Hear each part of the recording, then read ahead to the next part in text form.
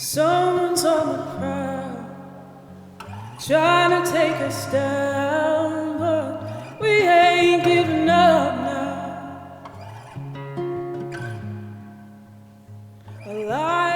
This past year, FAI reached out to us and asked if they could use my song Gallows in their new film Sheep Among Wolves 2.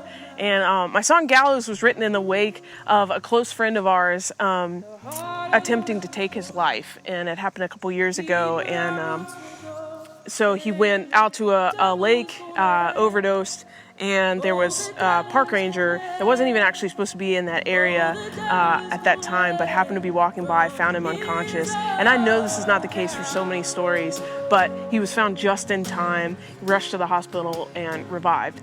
And goodness, what we saw happen in his life in the weeks and months afterwards, as far as just like nothing short of like a revival in his life, in his heart, his mind, his body, just the stuff, the lies that we believe, sometimes from like very, very young age, and how they grow over us over many, many years, just that stuff getting uprooted out of his life. And for me, just like, and maybe you too, like having seen, especially in the West, such an epidemic of fear and anxiety and depression and suicide, like finally having something that just built my faith in God and God's power to free people from this.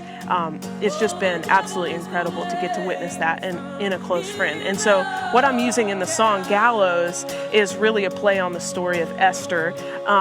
If you don't know, it's in the Bible. It's a book in the Bible, and essentially, without telling the whole thing, there's Queen Esther, there's Haman, who's like the bad guy in the story, and then there's Mordecai, who's an influential leader of the Jews. Haman wants to kill the Jews. Esther is actually a Jewish queen, and then Mordecai is kind of standing in the gap and working with Esther, and so Haman wants to kill Mordecai because he's trying to support the Jews, trying to protect them, and basically he builds this huge gallows to hang Mordecai on. And at the end of the story, what happens is that it flips on itself, and favor falls on Esther and on Mordecai, and Haman ends up getting hung on his own gallows. And I just thought that was like kind of a neat way to say maybe what we've heard before, what the enemy has meant for harm, God is going to use for good in our lives. And so that's what the song is about. And so I said yes to FAI using